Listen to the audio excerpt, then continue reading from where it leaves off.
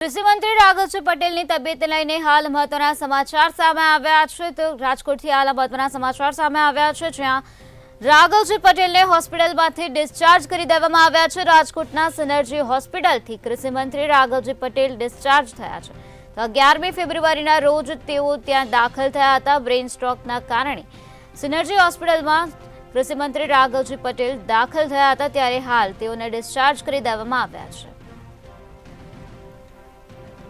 કૃષિ મંત્રી રાઘવજી પટેલની તબિયતને લઈને હાલ મહત્વપૂર્ણ સમાચાર સામે આવ્યા છે, જ્યાં રાઘવજી પટેલને હોસ્પિટલમાંથી ડિસ્ચાર્જ કરી દેવામાં આવ્યા છે। તો 11મી ફેબ્રુઆરીના રોજ તેમને બ્રેઇન સ્ટ્રોક થયો હતો, જેના કારણે તેઓને રાજકોટની સિનર્જી હોસ્પિટલમાં દાખલ કરવામાં આવ્યા હતા, ત્યારે હાલ રાઘવજી પટેલને હોસ્પિટલમાંથી ડિસ્ચાર્જ કરી દેવામાં આવ્યા છે।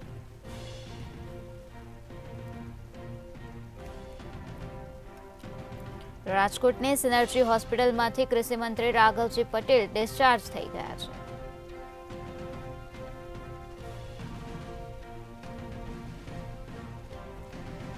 તો કૃષિ મંત્રી રાઘવજી પટેલને બ્રેઇન સ્ટ્રોક આવ્યો હતો, જેના કારણે તેઓને રાજકોટની સિનર્જી હોસ્પિટલમાં દાખલ કરવામાં આવ્યા હતા, ત્યારે હવે કૃષિ મંત્રી રાઘવજી પટેલની તબિયત સ્થિર છે, ત્યારે હવે તેઓને સિનર્જી હોસ્પિટલમાંથી ડિસ્ચાર્જ કરી દેવામાં આવ્યા છે। કૃષિ મંત્રી રાઘવજી પટેલની તબિયતને લઈને હાલ આ મહત્વપૂર્ણ સમાચાર મળ્યા છે, જ્યાં કૃષિ મંત્રી રાઘવજી પટેલને હોસ્પિટલમાંથી ડિસ્ચાર્જ કરી દેવામાં આવ્યા છે।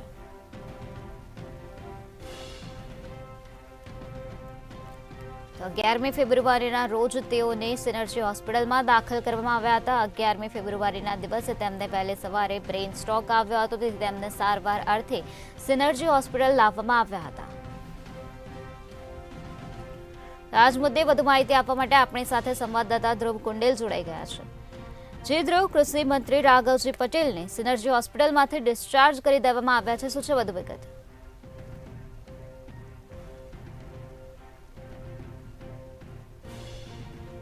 આવ્યો હતો અને બ્રેઇન સ્ટ્રોકના કારણે તેઓને સિનર્જી હોસ્પિટલ ખાતે દાખલ કરવામાં આવ્યા હતા।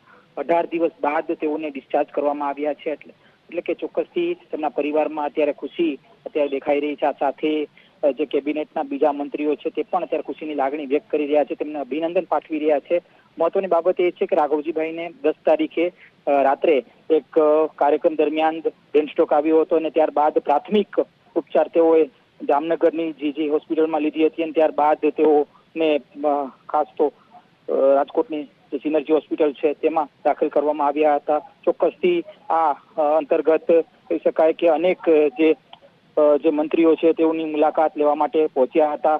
આરોગ્ય મંત્રી મનસુખભાઈ માંડવિયા પણ ત્યાં પહોંચ્યા હતા। કેન્દ્રની ટીમ એટલે કે પરસોત્તમ રૂપાલા પણ તેઓ પહોંચ્યા હતા।